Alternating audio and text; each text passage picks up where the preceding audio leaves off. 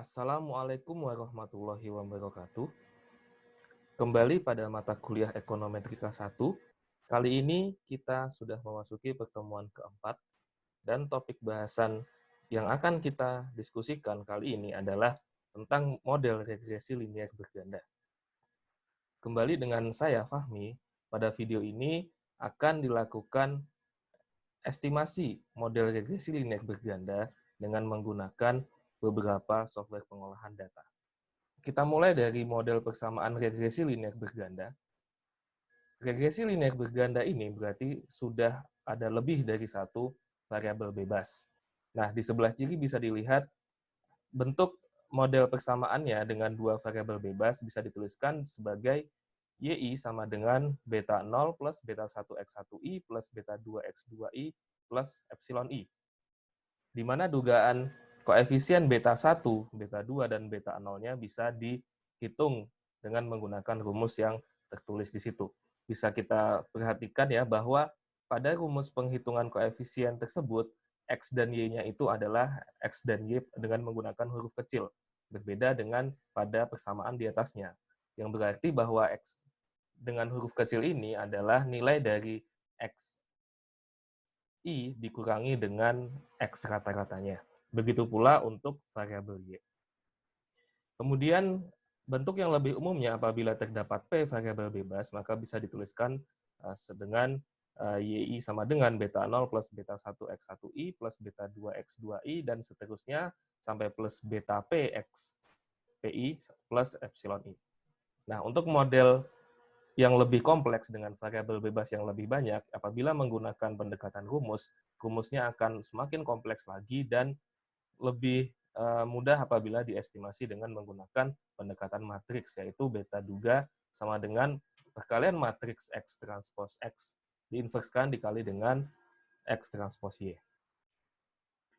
Selanjutnya kita memasuki analisis ragam untuk regresi linier. Di sini ada 3 sumber keragaman ya. Yang pertama adalah yang sumber keragamannya itu adalah regresi atau model, yang kedua sisaan atau residual, dan yang ketiga adalah total. Kemudian di samping kanannya bisa disusun derajat bebas atau degree of freedom, kemudian di samping kanannya lagi adalah jumlah kuadrat, kemudian samping kanannya lagi kuadrat tengah, dan yang paling kanan F hitung. Derajat bebas ini untuk keragaman regresi ini adalah nilainya sama dengan banyaknya variabel bebas atau banyaknya parameter dikurangi dengan 1.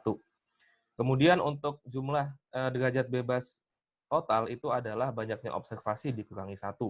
Sehingga derajat bebas untuk sisaan itu adalah selisih antara derajat bebas total dengan regresi. Ya, kemudian untuk masing-masing sumber keragaman ini bisa dihitung jumlah kuadratnya.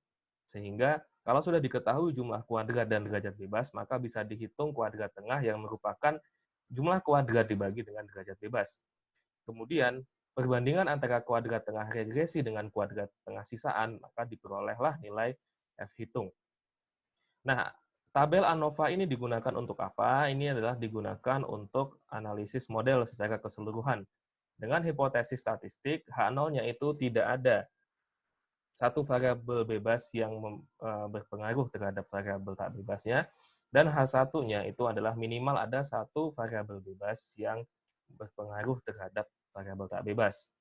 Ya, jadi menggunakan statistik F hitung ini dan akan tolak H0 apabila nilai F hitung ini lebih besar dari titik kritisnya, atau jika menggunakan software nanti, jika p-value dari F hitungnya ini lebih kecil dari alfa atau taraf nyata yang digunakan.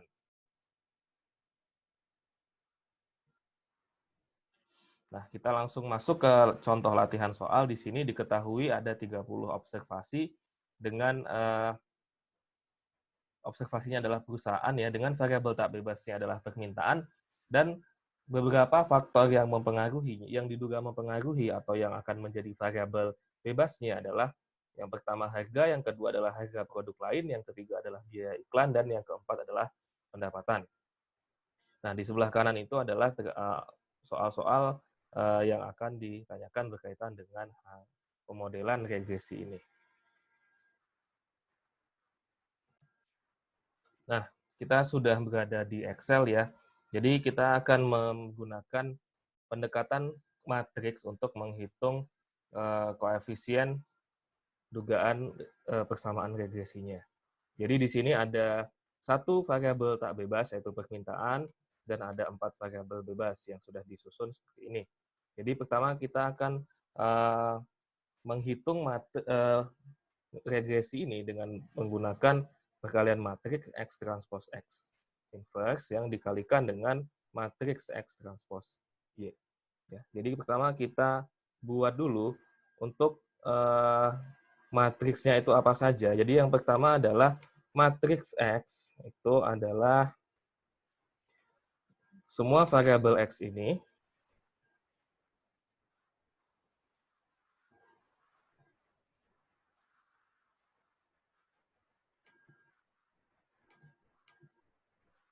kemudian di paling kirinya itu adalah semua angka 1. Ya, jadi ini adalah semua matriks X. Kemudian matriks Y adalah satu kolom ya, yaitu yang berisi semua matriks Y ini. Oke, ini adalah matriks Y.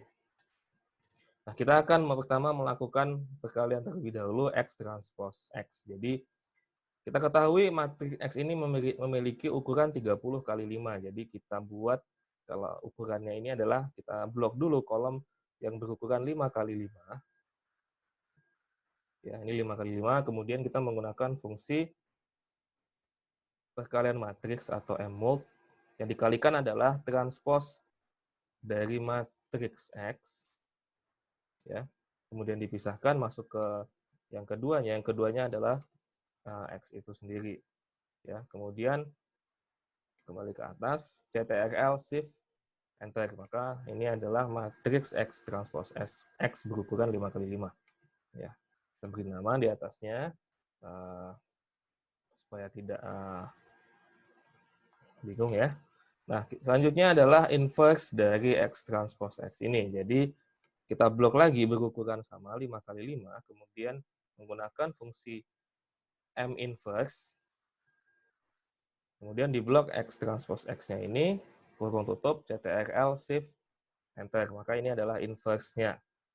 Nah, yang terakhir adalah matriks X transpose Y. X transpose itu ukurannya 5 kali 30, dan Y ini adalah 30 kali 1. Maka kita blok matriks atau area yang berukuran 5 kali 1 dengan menggunakan fungsi M-mult. Yang pertama adalah transpose dari X, kemudian dikalikan dengan matriks Y. Kalau sudah ditutup seperti ini, kemudian CTRL Shift Enter. Maka ini adalah sudah diperoleh X transpose Y. Nah, maka B itu adalah perkalian dari inverse ini dengan X transpose Y-nya. Jadi kita blok area berukuran 5 kali 1 menggunakan fungsi M-mult. Yang pertama adalah di blok inverse-nya ini, kemudian dipisahkan, kemudian X transpose Y, kurung tutup, CTRL, Shift, Enter. Maka ini adalah dugaan koefisien untuk B0, B1, B2, B3, dan B4. Nah, jadi ini adalah sudah kita peroleh dugaan estimasinya. Nah, selanjutnya kita gunakan informasi ini untuk membuat tabel ANOVA.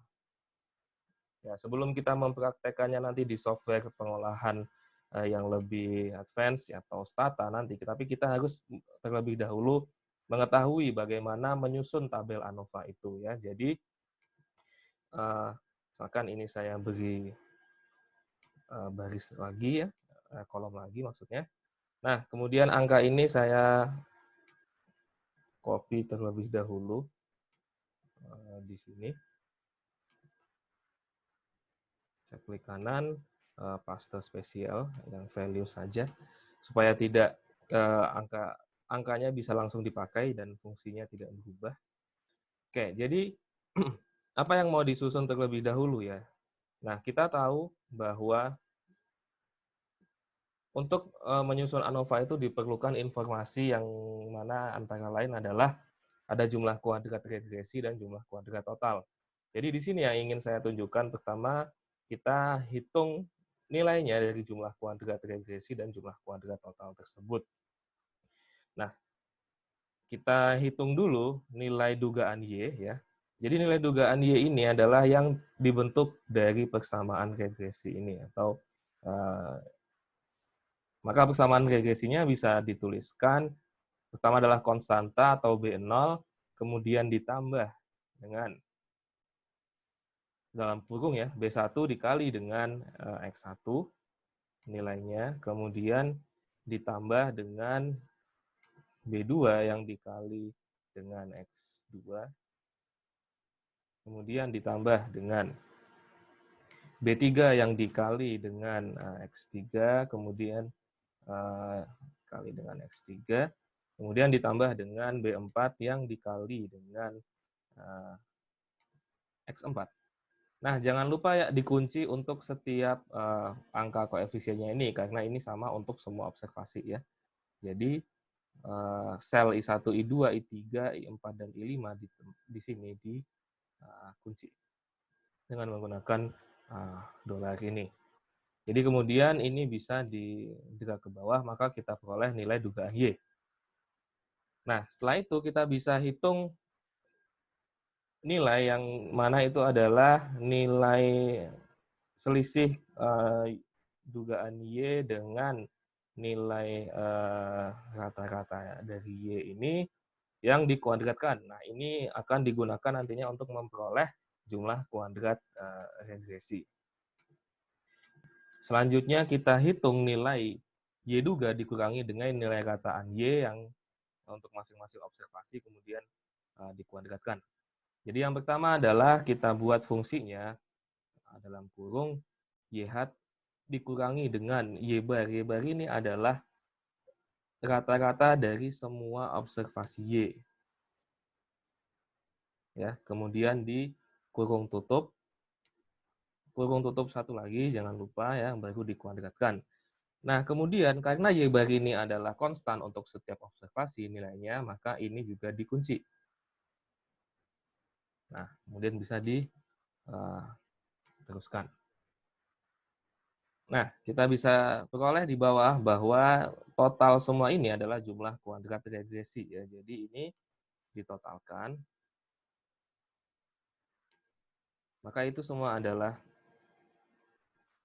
jumlah kuadrat regresinya. Nah, kemudian untuk menghitung jumlah kuadrat total kita gunakan Y atau Y aktual dikurangi dengan Y bar yang dikuadratkan. Nah, di sini berarti agak sedikit berbeda. Kita menggunakan YI atau nilai aktual Y dikurangi dengan Y bar ini berarti rata-ratanya, average dari semua nilai ini. Ya, kurungnya, jangan lupa kurungnya. Kemudian dikuadratkan dan Y bar ini dikunci karena nilainya konstan untuk setiap observasi. Ya, kemudian ini dihitung untuk masing-masing observasi. Nah, total dari semua ini adalah yang menjadi jumlah kuadrat total. Jadi kalau kita hitung jumlah kuadrat totalnya, nah ini semua adalah jumlah kuadrat total. Nah, nilainya bisa kita ketahui di situ. Baik, nah selanjutnya kita susun tabel ANOVA ya. Jadi tadi ada sumber keragaman, kemudian ada jumlah kuadrat. Ya, jadi sumbernya ada regresi, sisaan, dan total. Oke. Untuk regresi ini adalah angkanya di sini ya. Ini bisa saya copy. Dua ini sekaligus saja saya copy, saya paste, tapi dengan angkanya saja, value saja. Ya, maka ini adalah jumlah kuadrat total. Kemudian di sampingnya ini adalah kuadrat tengah, di sampingnya ini adalah nilai F ya. Nah, bagaimana kita melengkapi ANOVA ini? Yang pertama, oh ya, satu lagi yang belum sebelum itu adalah yang disebut sebagai derajat bebas atau DB. Nah, jumlah kuadrat sisaan ini adalah selisih dari jumlah kuadrat total dikurangi dengan jumlah kuadrat regresi ya. Kemudian derajat bebas ini Untuk derajat bebas regresi sama dengan banyaknya variabel bebas, maka sama dengan 4. Dan jumlah kuadrat total ini adalah banyaknya observasi dikurangi dengan 1. Ya, maka jumlah kuadrat sisaan ini berarti adalah selisihnya antara derajat bebas sisaan ini adalah selisih antara derajat bebas total dengan derajat bebas regresi. Maka kuadrat tengah regresi adalah jumlah kuadrat dibagi dengan derajat bebas. Ya, begitu pula untuk kuadrat tengah sisaan. Kemudian F ini adalah kuadrat tengah regresi dibagi dengan kuadrat tengah sisaan. Maka diperoleh nilai F-nya adalah 58,86 ya kalau dibulatkan 2 angka. Nah, apakah nilai F ini secara statistik signifikan? Kita bisa melihat titik kritisnya dengan menggunakan fungsi F inverse, FINV. Ya. Kemudian dengan alfanya itu adalah 5%. Kemudian derajat bebas yang pertama, ini adalah derajat bebas regresi. Kemudian derajat bebas yang kedua adalah derajat bebas sisaan. Ya, maka kita peroleh nilai F titik kritisnya adalah 2,76. Ya. Jadi F hitung yang diperoleh ini lebih besar dari titik kritisnya, maka dengan demikian kesimpulannya adalah tolak H0 atau minimal ada salah satu variabel bebas yang berpengaruh terhadap permintaan. Nah, ini adalah cara-cara kalau kita menggunakan perhitungan semi manual ya, menggunakan perkalian matriks, kemudian mengisi tabel ANOVA ini dengan satu persatu. Nah, pada bagian selanjutnya akan ditunjukkan dengan menggunakan software Stata bagaimana melakukan analisis regresi ini, terutama untuk analisis regresi berganda dengan variabel bebas yang lebih dari satu. Oke, jadi kita dengan menggunakan data yang sama di Excel, kita bisa blok semua variabel bebas maupun tak bebasnya, termasuk sel yang menunjukkan nama variabelnya seperti ini ya. Ya, maka kemudian ini diblok semuanya, termasuk dengan nama variabel, bisa kita lihat di atas ya. Kemudian kita copy. Nah, selanjutnya bisa buka Stata. Kita masuk ke Stata. Nah, ini adalah tampilan awalnya ya. Angka-angka tadi yang di-copy dari Excel bisa kita letakkan bisa klik data, kemudian ada data editor, kemudian data editor edit. Nah, diklik itu, nah tunggu sebentar, maka akan masuk ke data editornya ini, kemudian bisa kita paste di sini. Nah, akan muncul pertanyaan, apakah baris pertama itu memuat nama variabel atau langsung data. Mengingat tadi yang di-copy dari nama variabelnya, maka klik variable names ini. Nah, dengan demikian maka variabelnya ini sudah, angka-angka ini sudah masuk ke dalam Stata untuk siap diolah. Oke. Nah, jika bisa diperhatikan di sebelah kanan atas ini, maka akan muncul keterangan dari Y, X1, X2, X3, X4, yang tadi sebelumnya masih kosong, artinya variabel tersebut data-datanya sudah masuk. Nah, kita lakukan analisis regresi ya. Jadi bisa klik statistik, kemudian linear models and related, kemudian linear regression. Ya. Kemudian, nah tunggu sebentar, maka masuk ke kotak seperti ini, kita bisa masukkan dependent variabelnya adalah Y atau variabel dependent. Kemudian independent variabelnya adalah ada 4 ya. Klik X1, kemudian X2, X3, dan X4. Ya, sudah terisi seperti ini, baru bisa kemudian langsung klik OK. Nah, maka otomatis atau langsung cepat ya, langsung muncul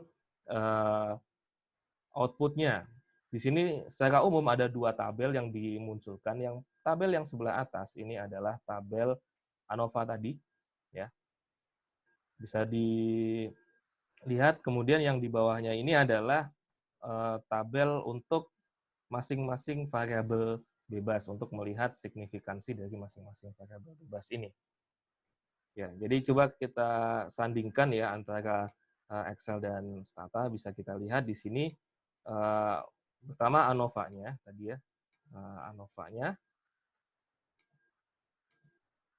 Ya, jadi untuk di sini bisa kita lihat ya sama ya, ini ANOVA yang diperoleh di Excel. Nah, ini yang di Stata ya, angkanya sama. Kemudian F-nya adalah 58,86 ya, 58,86. Ya, kemudian arc square. Nah, arc square ini adalah jumlah kuadrat regresi dibagi dengan jumlah kuadrat total. Misalkan kita hitung ini dibagi dengan jumlah kuadrat total, kita peroleh 0,9040 ya, sama dengan di Stata. Nah, kemudian untuk koefisien variabelnya bisa kita lihat ya. Jadi konstanta di sini 807,93 ya, sama. Kemudian untuk masing-masing variabel bebasnya dari X1 min 5,03 sampai yang X4 itu koefisiennya adalah 0,01.